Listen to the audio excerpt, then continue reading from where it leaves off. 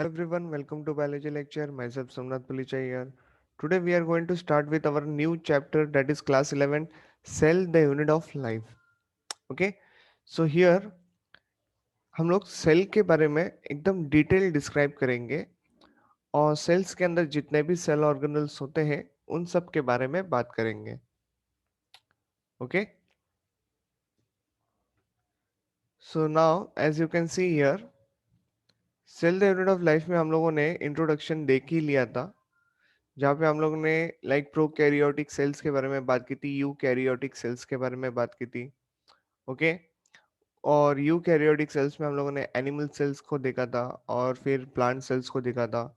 और prokaryotic cells में मैंने आप लोगों को बैक्टीरियल सेल्स के बारे में बताया था. ठीक है, और वो समझने के बाद अभी हम लोग क्या करेंगे, चैप्टर के डिटेल पार्ट में एंटर करेंगे. ठीक है, तो सबसे पहला पार्ट जो मैं यहाँ पे स्टार्ट कर रहा हूँ that is with respect to the plasma membrane. Okay, with respect to what, with respect to the plasma membrane, जिसको हम लोग दूसरे नाम से भी पहचानते हैं, सेल मेम्ब्रेन. ओके, नाउ जैसे जैसे अभी हम लोग प्लाज्मा मेम्ब्रेन को पढ़ाई करेंगे तो उसके पहले प्रॉपर्टीज को समझना बहुत ज़्यादा ज़रूरी हो जाएगा, क्योंकि ये प्रॉपर्टीज जो है इसी को प्रूव करने के लिए there were some scientist who are working for this. Okay, उनके थियरीज को हम लोग पढ़ेंगे डिटेल में, जो कि थी ये बताने के लिए कि क्या ये जो तीन प्रॉपर्टी जो हम लोग प्लाज्मा मेम्ब्रेन की जो देखेंगे अभी, क्या वो प्रूफ कर पाए या नहीं कर पाए. वो तीनों साइंटिस्ट जो भी तीन या जो भी और भी साइंटिस्ट रहेंगे जिन्होंने प्लाज्मा मेम्ब्रेन के डिस्कवरी के पीछे अपना योगदान दिया, तो वो कितने सक्सेस हुए और कितने नहीं हुए, ये सारी बातें हम लोग डिस्क्राइब करेंगे. ओके, तो let's see. Made up of phospholipids, protein, देखो फॉस्फोलिपिड्स एंड प्रोटीन बोला गया है. तो प्लाज्मा मेम्ब्रेन जो है जिसका दूसरा नाम है cell membrane, it is made up of phospholipids. Phospholipids क्या है, तो it is a diglyceride fats है. ओके, एंड प्रोटीन्स की बनी हुई लेयर है. नाउ इसके प्रॉपर्टी क्या है, तो plasma membrane should be selectively permeable membrane for water and for the fat soluble substances. Okay, पहली प्रॉपर्टी क्या है कि ये water and fat soluble substance के लिए परमिएबल होनी चाहिए, सेलेक्टिवली परमिएबल होनी चाहिए. Okay, next, shows a variable ratio with respect to proteins and phospholipids. मतलब देखो वेरिएबल रेशियो मतलब क्या, प्रोटीन्स और फॉस्फोलिपिड्स में कुछ ना कुछ काइंड ऑफ मूवमेंट होना जरूरी है. अगर कुछ ना कुछ मूवमेंट हो रहा है, मूवमेंट किस लिए होना जरूरी है, ताकि वो fat soluble and water soluble substance जो है वो सेल इंटेक कर सके. समझ में आ रही है बात. जैसे कि अगर आपने एनसीईआरटी पढ़ना चालू करे रहेंगे तो उसमें एनसीईआरटी में आप लोगों को एक लाइन मिलेगी जिसपे लिखा है example, in human erythrocyte has approximately 52% of proteins and 40% of the lipid. तो एरिथ्रोसाइट के जो सेल्स रहते हैं उनके मेम्ब्रेन के ऊपर 52% प्रोटीन होता है एंड 40% लिपिड होता है. तो रेशियो यहाँ पे देखो प्रोटीन एंड लिपिड के रिस्पेक्ट में है, दैट इज अ 50:40 का रेशियो पकड़ के चलो. ओके, कितना रेशियो है, 52:40, नथिंग बट 50:40 का रेशियो ऑलमोस्ट चाहिए. ओके, 50 प्रोटीन का होना चाहिए और 40 अप्रोक्सीमेटली लिपिड का होना चाहिए. समझ में आई बात. और ये वेरिएबल रेशियो का मतलब क्या है, ratio should show some kind of changes with respect to the fat soluble and water soluble substances. Okay, और जो तीसरा है, देखो अगर ये वेरिएशन दिखा रहा है, ये मोमेंट दिखा पा रहा है, so it is called as a dynamic structure. Okay, it is a dynamic structure, that means some adjustment has been taking place in the plasma membrane so that fat soluble and water soluble substance can be taken inside the cell. Okay, क्योंकि cell को requirement होती है इसलिए ये सारी activity perform की जा रही है.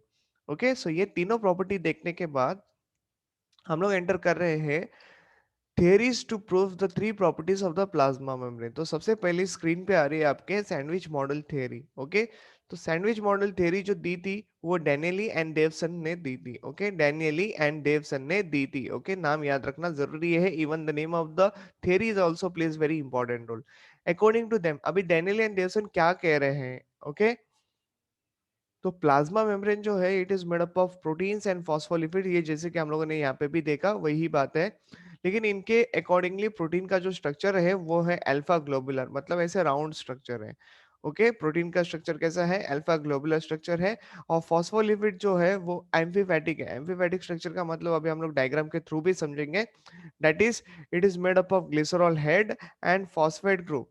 मतलब उन, देखो फॉस्फोलिपिड्स में ग्लिसरॉल हेड रीजन रहेगा और फॉस्फेट ग्रुप भी उसके साथ अटैच रहेगा। इतना ही नहीं, तो ग्लिसरॉल के साथ दो फैटी एसिड की चेन भी अटैच रहेगी। ओके, इसको स्ट्रक्चर वाइज समझने की कोशिश करते हैं। तो देखो कुछ ऐसे दिखेगा। ओके, तो ये रहा ग्लिसरॉल हेड, उसके ऊपर फॉस्फेट ग्रुप, और ये दो फैटी एसिड की चेन। ठीक है। नाउ ये जो ग्लिसरॉल हेड है एंड दो फैटी एसिड की चेन है, ये फैट मॉलिक्यूल है। समझ में आई बात, ये फैटी एसिड्स है। तो यहाँ पे देखो, it is a hydrophobic, that means water इसके पास नहीं आ सकता। लेकिन फॉस्फेट ग्रुप तक अगर मैं बात करूँ तो वाटर आ सकता है ना। वाटर मॉलिक्यूल कैन रिच, अगर बाहर से वाटर मॉलिक्यूल अंदर आने की कोशिश करने की मतलब कोशिश करेगा, तो फॉस्फेट ग्रुप तो आ सकता है, उसके और नीचे नहीं जा सकता, क्योंकि ऑयली सब्सटेंस है ना। Glycerol and two fatty acid की चेन है, तो इसलिए हाइड्रोफोबिक वर्ड यूज किया गया है। और यहाँ पे हाइड्रोफिलिक वर्ड यूज किया गया है। Since we can see the two different regions present in the, you can say, this fatty phospholipids, तो इसको हम लोग कहते हैं एम्पीफैटिक। ओके, सो दो काइंड ऑफ नेचर हम लोग देख रहे हैं, hydrophilic and hydrophobic, therefore amphipathic in nature. Okay,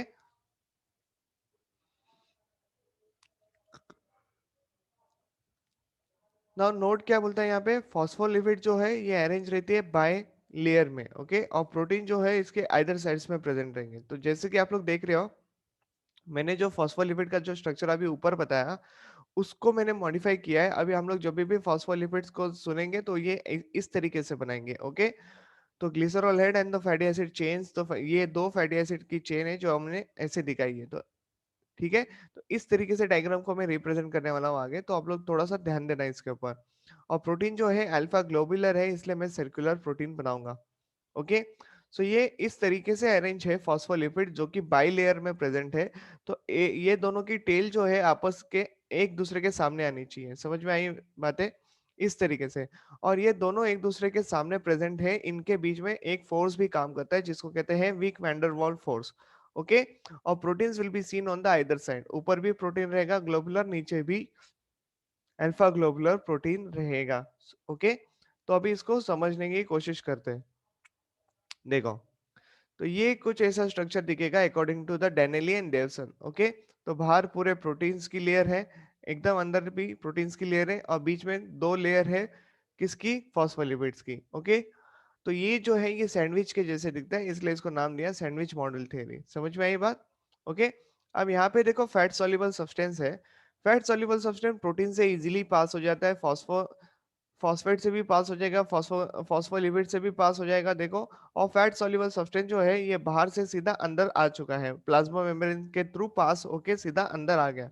okay, proteins को कोई दिक्कत नहीं होती, फॉस्फोलिपिड्स को भी कोई दिक्कत नहीं होती। ओके, क्योंकि फैट सॉल्युबल सब्सटेंस ही है, आराम से क्रॉस कर जाएगा। अभी देखते हैं वाटर मॉलिक्यूल का क्या सिनेरियो है, वाटर सॉल्युबल सब्सटेंस का। वो प्रोटीन्स को पार कर सकता है। Okay, simultaneously it can cross the phosphate group also, लेकिन फॉस्फोलिपिड्स के बाद लेयर जो चल रही है ना, फॉस्फोलिपिड की जो लेयर आ रही है, रेड कलर की लेयर आप लोग देख रहे हो, यहाँ पे कोई मूवमेंट नहीं हो पा रहा है वाटर का, क्योंकि ये लिपिड है ना, और water is essential for the life. ये बात तो आपको पता है। अगर वाटर ही अंदर नहीं जा पाएगा तो फिर क्या मतलब। और यहाँ पे किसी काइंड ऑफ मूवमेंट के बारे में बात नहीं हो रही है। ओके, क्यों मूवमेंट होना जरूरी है, अगर मूवमेंट नहीं होगी तो वाटर मॉलिक्यूल अंदर कैसे जाएगा। लेकिन that proteins and phospholipid is not showing any kind of movement over here. Okay, कैसे पता करने का, देखो यहाँ पे मैंने जो पहला बॉक्स बना के रखा है, इसके ऊपर फोकस करो। ओके, ऊपर देखोगे कुछ येलो कलर के जो प्रोटीन्स है, और नीचे भी येलो कलर के कुछ प्रोटीन्स मैंने हाईलाइट करके रखे। ओके, इसको समझना आसान है। देखो, just give me a minute, इसको मैं क्लियर कर देता हूँ यहाँ से। देखो, understood now. Here also there is a proteins है, गिनो इसको, कितने हैं, 1 2 3 4 5, नीचे भी 5 है, 1 2 3 4 5। सो प्रोटीन्स कितने हमारे पास, 10 प्रोटीन आ गए एक एरिया में। ओके, एक काइंड ऑफ एरिया जस्ट लिया है टू चेक द रेशियो। और अगर मैं लिपिड्स की बात करूँ तो देखो कितना है, 1 2 3 4 5 6, तो 6 है। हमको कितना का रेशो चाहिए, हमको कितने का रेशो चाहिए, 50:40 का रेशो चाहिए ना, 50:40 का रेशो चाहिए। क्या ये 50:40 का रेशो दिखाता है, नहीं दिखाता है। ओके, ये 10:6 का है। समझ में आ रही है बातें ऑलमोस्ट। इसलिए there is no variation seen over here, इसलिए ये मेम्ब्रेन के अंदर कोई मूवमेंट नहीं है, therefore it is a static membrane. Okay, so ये जो थ्योरी थी वो फेल हो गई, इसको एक्सेप्ट नहीं किया गया। ओके, डैनियल डेविसन की थ्योरी जो थी वो फेल हो चुकी है, क्योंकि इसने तीनों भी प्रॉपर्टीज को प्रूव नहीं किया। तीन प्रॉपर्टी कौन से, तो fat and water soluble substance के लिए सेमी परमिएबल मेम्ब्रेन है, सेलेक्टिवली परमिएबल मेम्ब्रेन है। ओके, वो प्रूव नहीं कर पाई क्योंकि वाटर सॉल्युबल सब्सटेंस भारी रह गया। ओके, वाटर मॉलिक्यूल को अंदर लेने के लिए प्रोटीन्स एंड फॉस्फोलिपिड के रेशियो में कोई चेंजेस नहीं दिखे, there is no variation, therefore it is a static structure. Okay, now दूसरी थ्योरी के बारे में बात करते हैं, unit membrane theory. Okay, unit membrane theory जो कि रॉबर्टसन ने दी थी। अब रॉबर्टसन बंदा क्या बोल रहा है कि प्लाज्मा मेम्ब्रेन एंड प्रोटीन, देखो प्लाज्मा मेम्ब्रेन जो है वो प्रोटीन एंड फॉस्फोलिपिड का बना हुआ है, मतलब वही बात है जो हम लोग ऑलरेडी कर चुके हैं, लेकिन इसने प्रोटीन के स्ट्रक्चर को बदल दिया है। इसने प्रोटीन के स्ट्रक्चर को कैसे रखा है, फाइब्रस प्रोटीन रखा है। कौन सा फाइब्रस, बीटा फाइब्रस प्रोटीन बोला है। ठीक है, ये सारी बातें याद रखनी है आपको। थिकनेस ऑफ द मेम्ब्रेन जो है वो रॉबर्टसन ने बोला है कितना होना चाहिए, 75 to 100 एमस्ट्रॉन्ग थिकनेस के बारे में बात की है रॉबर्टसन ने। और फॉस्फोलिपिड जो है वो एम्फीफैटिक है, जो ऑलरेडी हम लोग ये स्ट्रक्चर में डिस्क्राइब कर चुके हैं। तो चलो ये स्ट्रक्चर कुछ इस तरीके से दिखेगा। ये तो है फॉस्फोलिपिड की बाइलेयर, इसमें कोई दिक्कत नहीं, आप लोगों को आराम से देख पा रहे हो, वही स्ट्रक्चर है। लेकिन ऊपर वाले जो तीन तीन लाइंस है, that is a fibrous protein, है ना। तो फाइबर प्रोटीन है, ऐसे एक के ऊपर एक प्रेजेंट है fibres. Okay, beta fibrous protein. तो प्रोटीन का स्ट्रक्चर खाली बदल दिया है। देखते हैं फैट सॉल्युबल सब्सटेंस, फैट तो सॉल्युबल प्रोटीन को पार करेगा ही, फॉस्फोलिपिड को भी पार करेगा, अंदर एंटर कर जाएगा। तो फैट सॉल्युबल सब्सटेंस के लिए यहाँ पे भी कोई दिक्कत नहीं है। Let's see what happens to the water soluble substance, वो प्रोटीन को पार कर सकता है, अगेन फॉस्फोलिपिड्स के पास आके अटक गया। ओके, तो अब यहाँ पे फिर से वही सारा सिनेरियो हो रहा है। ओके, अगर आप लोग ये ग्रीन वाली लेयर को गिनोगे, सो सी 1 2 3 4 5 6 7 8 9, और 9 ऊपर मतलब 18 प्रोटीन हो गए। ओके, और फॉस्फोलिपिड गिनो 1 2 3 4 5 6, so here only 6 phospholipids. Again there is no net movement has been explained, no variation between the proteins and phospholipid has been explained. Again it is a static structure. तो क्या scenario हो गया, यहाँ पे ये theory भी fail हो गई। Okay, so sandwich model theory and unit membrane model theory भी got failed over here. Okay, लेकिन याद रखने वाली बात क्या है, 75 से 100 एमस्ट्रॉन्ग जितना थिकनेस होता है प्लाज्मा मेम्ब्रेन का, ये बात रॉबर्टसन ने दी है यहाँ पे। Okay, so let's move ahead with the next theory, जिसको कहा जाता है फ्लूइड मोज़ेक थ्योरी। ये थ्योरी आपके एनसीईआरटी में भी दी गई है, तो ध्यान देना ठीक तरीके से। This theory was given by the Singer and Nicholson, okay, based on the Danielian-Davison model। मतलब सैंडविच मॉडल थियरी जो थी, जो कि डेनिलियन डेवसन ने दी थी, तो उन दोनों के काम को ध्यान में रखते हुए ही सिंगर एंड निकोलसन ने फ्लूइड मोज़ेक थ्योरी के बारे में बात की है। ओके, लेट्स सी ये अभी सिंगर एंड निकोलसन क्या कहते हैं। प्रोटीन जो है अल्फा ग्लोबुलर स्ट्रक्चर ही है, देखो मतलब प्रोटीन का स्ट्रक्चर यहाँ पे चेंज नहीं हुआ है, लेकिन यहाँ पे सिंगर एंड निकोलसन ने प्रोटीन्स को डिफरेंट डिफरेंट टाइप्स में रहते हैं करके बताया है। तो जैसे कि एक्सट्रेंसिक प्रोटीन, जो प्रोटीन हम लोगों ने Daniel Dawson sandwich model theory में देखे थे, जो कि बाहर होते हैं, वही स्ट्रक्चर है। सी, एक्सट्रेंसिक प्रोटीन माना गया है उनको। Okay, which will be remain in contact with the phospholipids head. लेकिन वो लोग ने साथ में इंट्रिंसिक प्रोटीन के बारे में बात की, जो कि पार्शियली और completely embedded in the phospholipid bilayer. या तो थोड़ा सा अंदर तक एंटर किया रहेगा एक प्रोटीन, या तो पूरा तरीके से अंदर घुसा रहेगा। ओके, जितना थिकनेस का मेम्ब्रेन है उतने थिकनेस का एक प्रोटीन रहेगा। तो ये होता है पार्शियली एम्बेडेड प्रोटीन, और ये होता है कंप्लीटली एम्बेडेड प्रोटीन। ठीक है, और फॉस्फोलिपिड जो है वो एम्फीफैटिक ही रखा, मतलब फॉस्फोलिपिड्स में भी कोई चेंजेस नहीं लाए हैं। ओके, खाली प्रोटीन्स में वो लोग ने चेंजेस दिखाए हैं। इसके अलावा वो लोग ने मूवमेंट के बारे में भी बात की है। So see, here phospholipid shows the two types of the movement. किसमें आपको मूवमेंट्स देखने मिल रहे हैं, फॉस्फोलिपिड्स में मूवमेंट्स देखने मिल रहे हैं, वो भी दो तरीके के। एक हो सकता है फ्लिप फ्लॉप मूवमेंट, मतलब ऊपर का मॉलिक्यूल नीचे आ सकता है, नीचे का मॉलिक्यूल ऊपर जा सकता है। That is what called as a flip flop movement over here. ठीक है, लेकिन फ्लिप फ्लॉप मूवमेंट होना है तो दो लेयर चाहिए। ओके, ट्रांजिशन मूवमेंट के बारे में बताया उन्होंने, that is movement of the phospholipid molecule in the same layer, मतलब इधर का मॉलिक्यूल इधर जाएगा और इधर का मॉलिक्यूल इधर जाएगा, तो ये जो मोमेंट है वो सेम लेयर में ही है। सो याद रखो ये बातें इंपॉर्टेंट है आपके लिए, flip flop moment and the transition moment. So ये रहा डायग्राम, इसको समझते हैं अभी। ओके,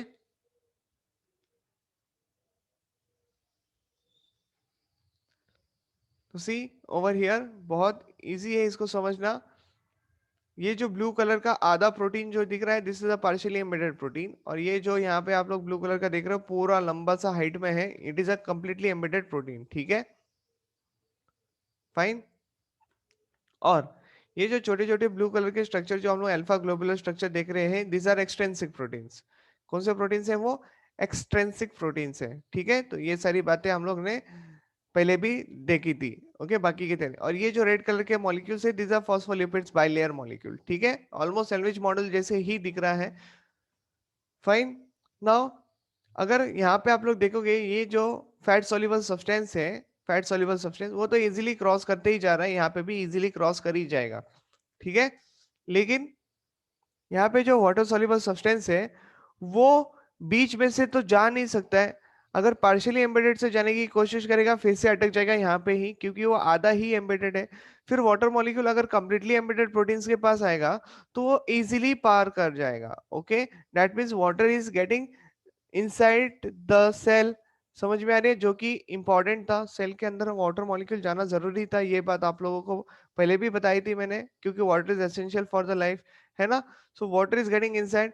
इसके अलावा यहाँ पे मोमेंट्स भी पॉसिबल हो रहे हैं, क्योंकि flip flop moment and transition moments के बारे में बात की थी। देखो, जब ये वाला मॉलिक्यूल यहाँ पे जो ऑरेंज कलर किया है मैंने उसको, अगर ये मॉलिक्यूल यहाँ से ये येलो वाले के पास जा सकता है, और येलो वाला क्या करेगा, ऑरेंज वाले के पास आ सकता है। लाइक देखो, ये ट्रांजिशन मोमेंट्स के बारे में बात चल रही है। ठीक है, लेकिन मानो अगर ट्रांजिशन मोमेंट हो रहा है, तो जब ये मॉलिक्यूल यहाँ पे जाने की कोशिश करेगा और साइमल्टेनियसली इधर का मॉलिक्यूल राइट साइड में जाने की, लेफ्ट साइड में जाने की कोशिश करेगा, तभी क्या होगा, एक ऐसा टाइम आएगा कि दोनों आमने सामने रहेंगे।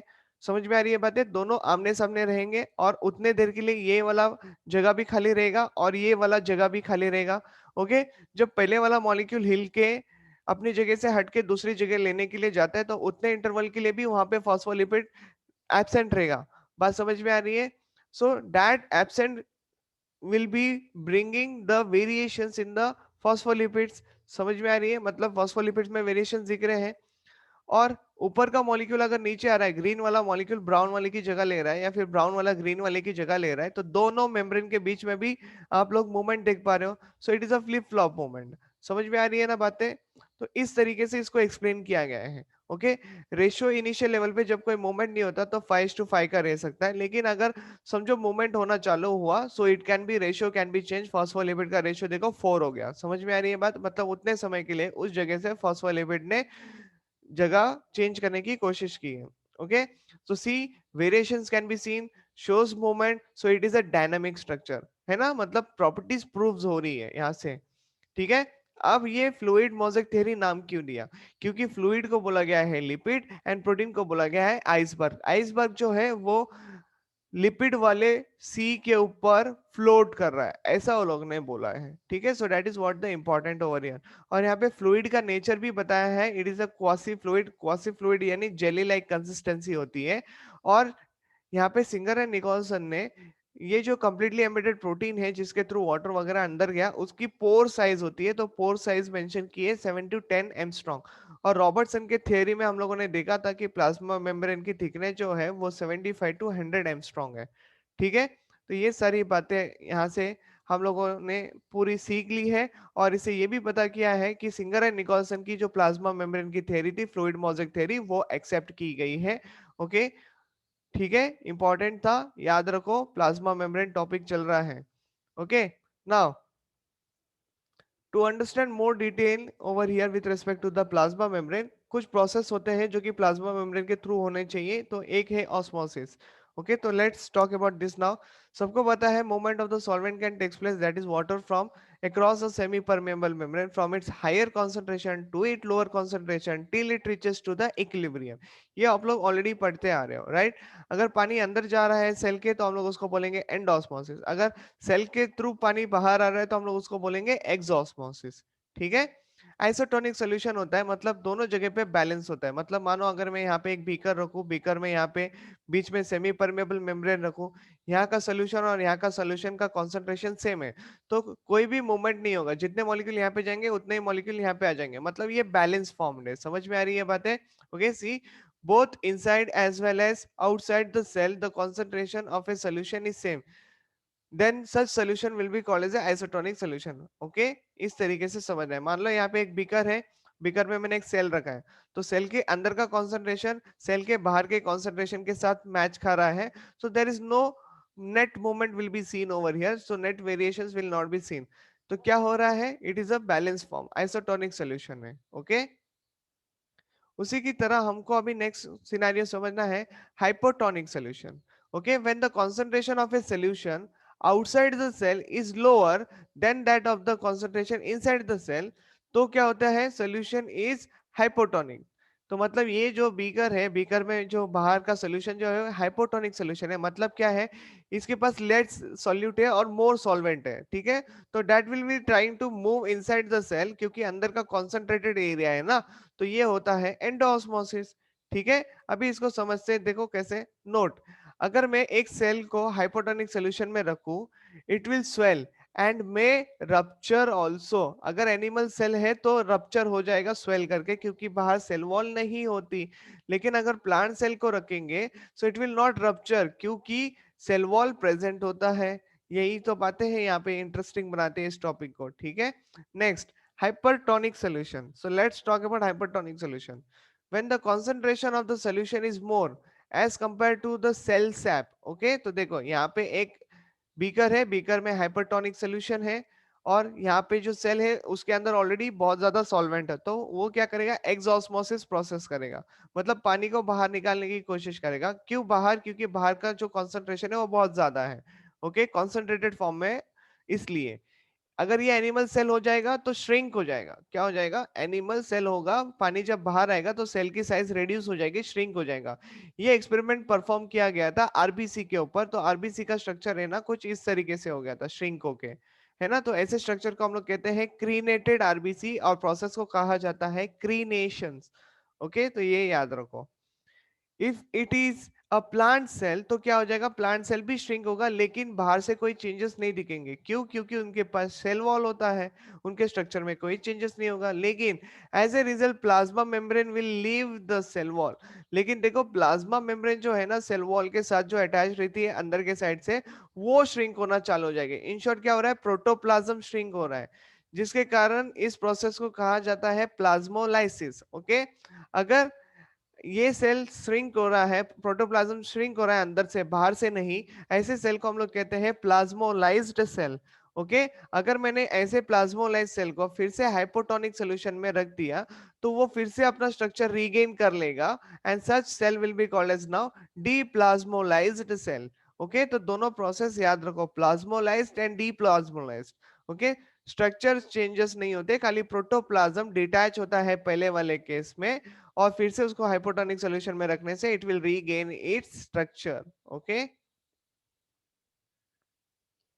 Next, application of osmosis. तो अब हम लोग ऑस्मोसिस को कहाँ कहाँ अप्लाई कर सकते हैं, ये वाला सिनेरियो है। तो जैसे कि देखो, opening and closing of stomata करने के लिए हमको चाहिए होता है, कैसे? जब गार्ड सेल्स की बात आती है तभी। देखो, when the guard cells takes potassium ion concentration of a solute increase, okay, guard cells के अंदर का जो भी एरिया रहता है, अगर वो बाहर से पोटेशियम आयंस का इंटेक करना चालू करेगा, तो खुद का एरिया क्या हो रहा है? अभी उसका गार्ड सेल्स का एरिया क्या हो रहा है? हाइपरटोनिक में कन्वर्ट हो रहा है।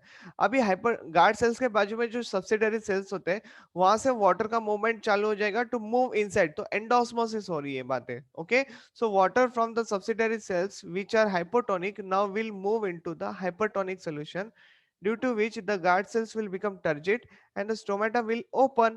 Okay, और इसका वाइस वर्सा करोगे तो स्टोमेटा विल गेटिंग क्लोज।